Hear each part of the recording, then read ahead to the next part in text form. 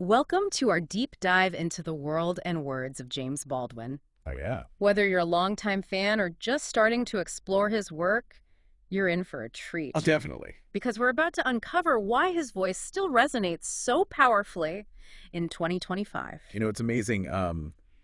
His insights are surprisingly timely. It's true. It's almost as if he was writing for this very moment. Right.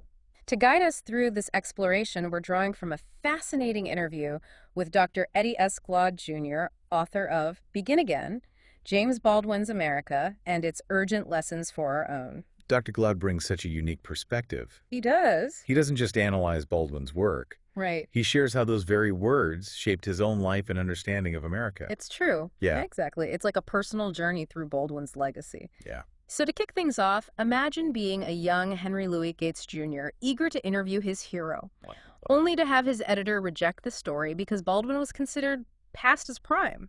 Talk about a missed opportunity. It really speaks volumes about how Baldwin was sometimes underestimated, even dismissed during his lifetime. That's what we're going to unpack today. Yeah. Why Baldwin matters now, what his life reveals about America's ongoing struggles, and how his words offer a path forward. We'll delve into the power of his writing, his unique perspective as an exile, and his unflinching critique of the American dream. Okay, let's start with Baldwin's decision to live abroad. Okay. It wasn't simply about finding personal peace, right? It was about gaining a clearer perspective on America itself. Precisely. Yeah. What's fascinating is this idea that you carry America with you wherever you go, especially when you're wrestling with its deepest contradictions. Right.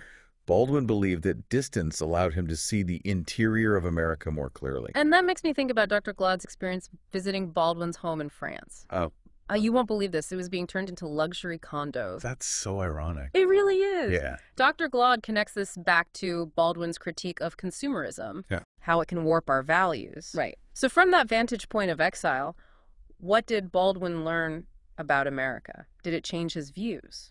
It deepened his understanding of America's complexities. Okay. Living abroad allowed him to see the nation's strengths and weaknesses, its promises and betrayals, with a clarity that wouldn't have been possible from within. So it was about perspective, not a skill. Exactly. Yeah. Now let's shift gears to the Civil Rights era. Okay. What role did Baldwin see for a Black writer during that tumultuous period? He believed in the power of bearing witness, right? Yes. Using his art to force people to see the reality of racial injustice, Yes. to grapple with the complexities of the movement. He believed that writers had a moral obligation to bear witness to the truth. Right.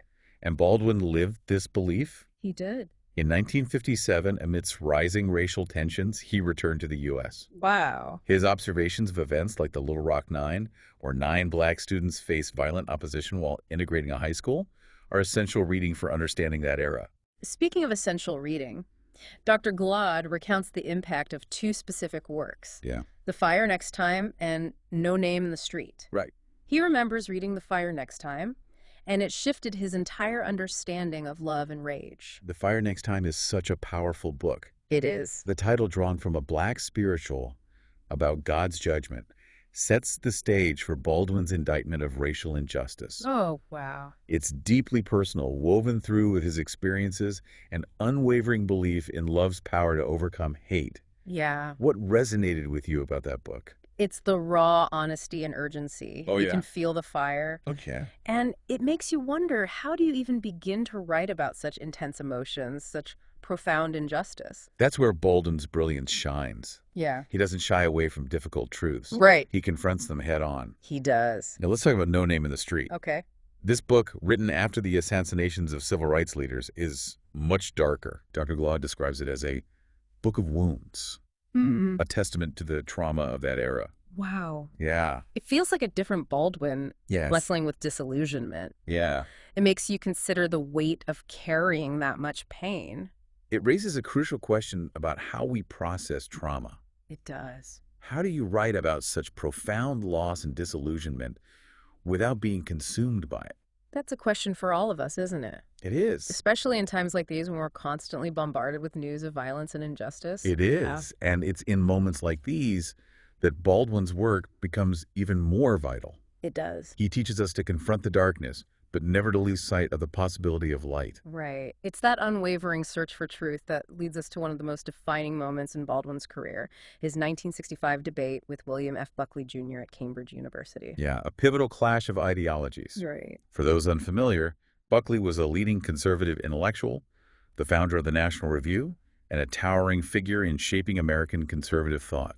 So we're talking about two brilliant minds, Oh, yeah. two completely different worldviews, Right. going head-to-head on a question that's still relevant today. Is the American dream achieved at the expense of Black Americans? And the debate itself is electrifying.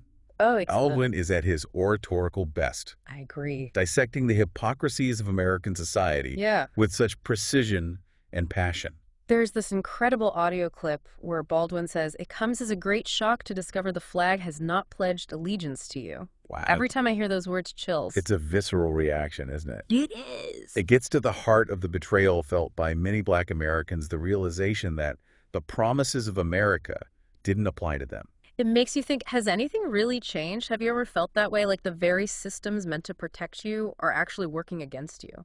It's a question that resonates across generations. It does. And here's where it gets really thought-provoking. Of- While many considered Baldwin the winner of that debate, the audience overwhelmingly voted in his favor. Right. Dr. Glaude argues that in many ways, Buckley's worldview ultimately prevailed in shaping American politics. Whoa, that's a lot to unpack. Yeah. Are you saying that even though Baldwin eloquently articulated the injustices faced by Black Americans, Right. Buckley's vision of limited government and individual responsibility ultimately gained more traction? It's a complex issue, of course. Sure. But consider this. Buckley's ideas about free markets, limited government intervention, and personal responsibility became the dominant force in American politics for decades. So winning a debate doesn't necessarily mean winning the hearts and minds of a nation. Exactly. Wow. It's a sobering reminder that ideas have consequences. It is. And it makes you wonder, why are we still talking about this debate in 2025? Right. What makes it so relevant today? Yeah. Is it because deep down we haven't fully addressed the questions at the heart of that debate? Yeah, Race and equality, the very definition of the American dream. Right. They feel more urgent than ever. precisely. Yeah. It's as if we're caught in this perpetual loop, replaying the same arguments, facing the same injustices. Right. It can feel incredibly discouraging, especially when progress seems so slow. It's easy to feel disillusioned, especially after listening to No Name in the Street. Hmm. Did Baldwin himself lose hope? Did he believe in the possibility of change? That's a nuanced question. Okay.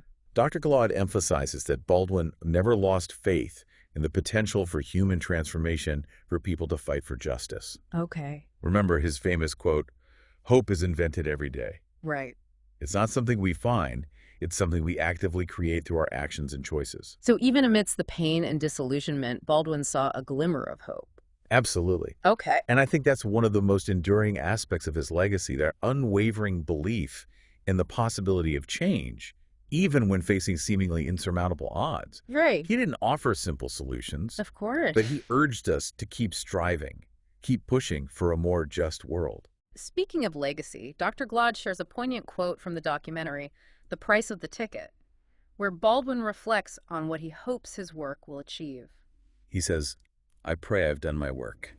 When I've gone from here and all the turmoil, through the wreckage and rubble and through whatever, when someone finds themselves digging through the ruins, I pray that somewhere in that wreckage they'll find me, somewhere in that wreckage, that they'll use something I've left behind." It's such a powerful image. It is. Digging through the ruins, searching for something to help us make sense of the present, to guide us toward a better future. It speaks to the enduring power of Baldwin's work, It does. how it continues to offer guidance to those grappling with the complexities of race identity and the American experience. And that brings us back to Dr. Glaude, who's devoted his life to studying and teaching Baldwin's work. Right. What does he hope to accomplish? How does he see himself using what Baldwin left behind? He describes Baldwin's words as a salve, a source of healing and inspiration in his own life. What? He sees Baldwin's legacy as a call to action, a reminder to speak truth to power, and to keep pushing America to live up to its ideals. It's a beautiful example of how one person's words can resonate across generations. Yes. It's inspiring, really. And especially poignant as we approach the 100th anniversary of Baldwin's birth this August. Wow. His work is more relevant than ever, and it's up to all of us to continue the conversation, to wrestle with the questions he raised, and to work towards the just and equitable society he envisioned. So much to think about. But what does this all mean for us? Right here, right now. Right. Why should we care about James Baldwin in 2025? That's the key question, isn't it? And here's what I want to emphasize. Baldwin's work transcends race. Okay. It delves into the human condition. It's Right. about grappling with identity with love and loss with belonging. Yeah. He challenges us to confront the lies we tell ourselves and each other, the ways we avoid the hard truths about who we are as individuals and as a society. It's about personal responsibility, too, then. Well- Not just pointing fingers, but looking inward as well. Absolutely. Dr. Glaude talks about how Baldwin helped him learn to love his own father unconditionally, to see him as a complex human being shaped by history and circumstance. Wow. It's about recognizing the humanity in everyone, even those we disagree with, even those who have caused us pain. That's a powerful thought, It is. to find empathy even in the face of disagreement or hurt. It's about trying to understand the world through another person's eyes, recognizing that our experiences shape our perceptions. Yeah, And that's what makes Baldwin's work so timeless. I agree. He speaks to our deepest longings for connection, for meaning, for a world where everyone has the opportunity to live a full and dignified life. But how do we get there? How do we move from these insightful ideas to actual change in the world? Well, Baldwin doesn't offer easy answers, Right. but he equips us to ask the right questions. Okay. He pushes us to confront the ruins of our past, the wreckage we might even carry within ourselves, and find something valuable amidst it all. So it's about finding hope in the struggle, even when it feels overwhelming. Exactly. And here's a final thought to consider. Okay. Think about the ruins. You carry the pain, the disappointments, the betrayals. How might Baldwin's words help you navigate them?